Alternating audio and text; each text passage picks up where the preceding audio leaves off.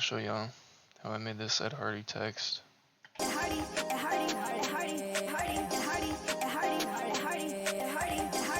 Alright, so I made the text change every time he said Ed Hardy. Started off with white, then I did red, yellow, and orange. Obviously this is a PNG of the Ed Hardy logo.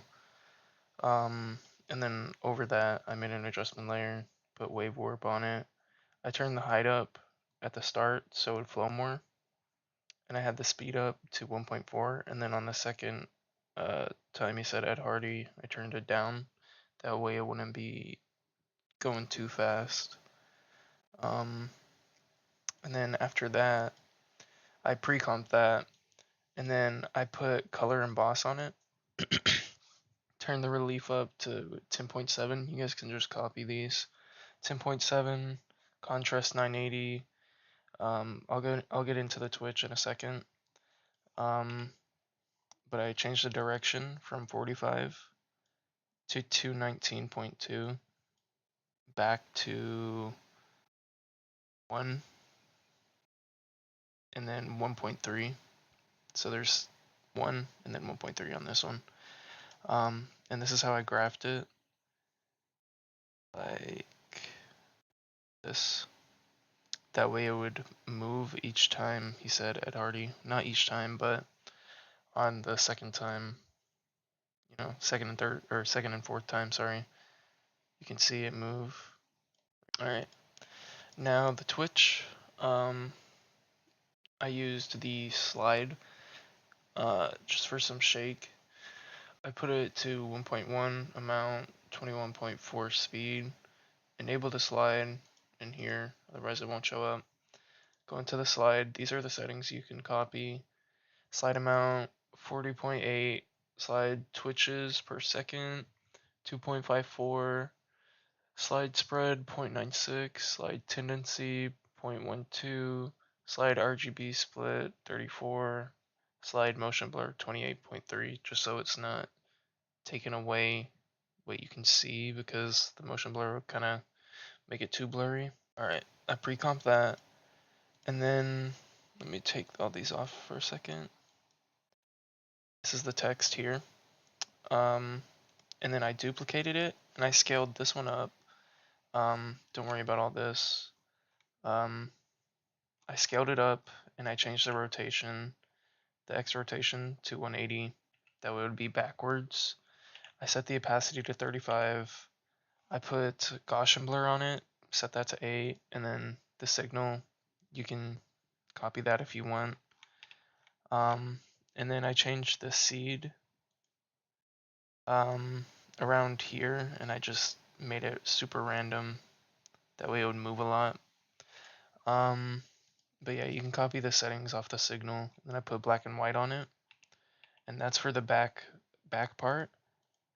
And then here's the signal for top part. Yeah, just copy that. I don't know if I changed anything. If I did, then I did. Now I have Minimax. I changed the radius to 74, and then I put it down to 0 here. So I have it at 74, but then I have the color as well. I keyframe the color, changed it to blue, and then I changed it to green after, just to give it some little color run frames. And then after that, I have warp puff. This is like a little warp. So the amount is 0.75, smoothness 1026. If you're doing text, I would recommend not putting wrap. It just didn't show anything bad on this.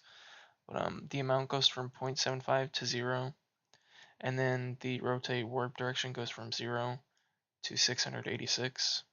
Here's how the amount is graphed, and here's how the rotate is graphed. Alright, and then I duplicated that twice, that way it would be harsher. Next, this is radial blur.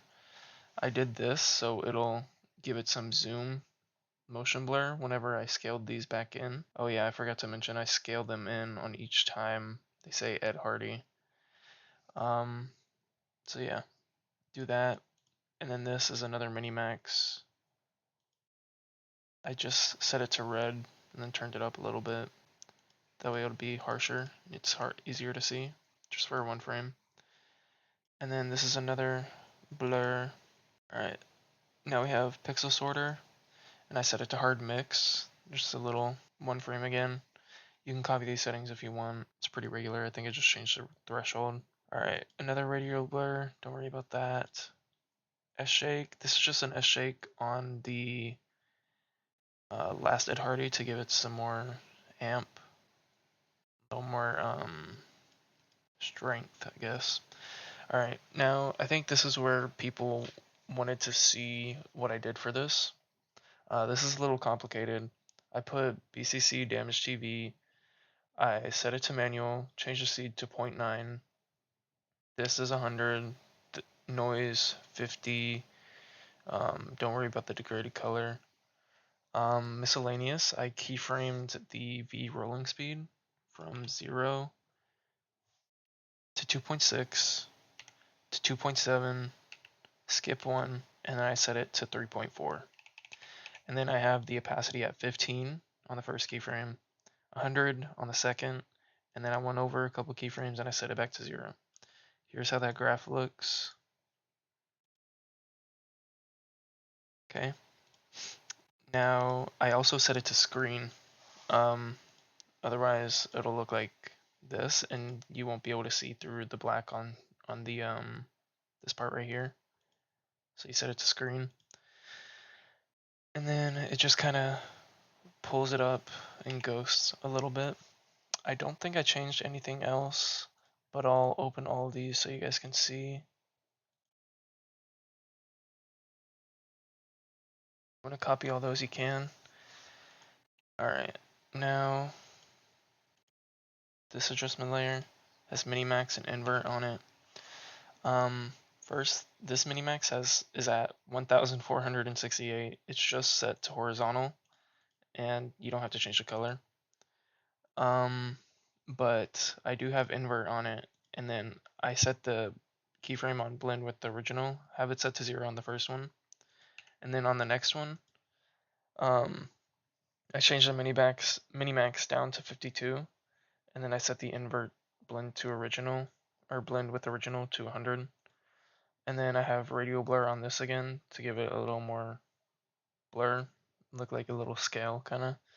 And then I have the amount set to 19.4 and the quality set to 50. It's whatever. And then this is what you'll get.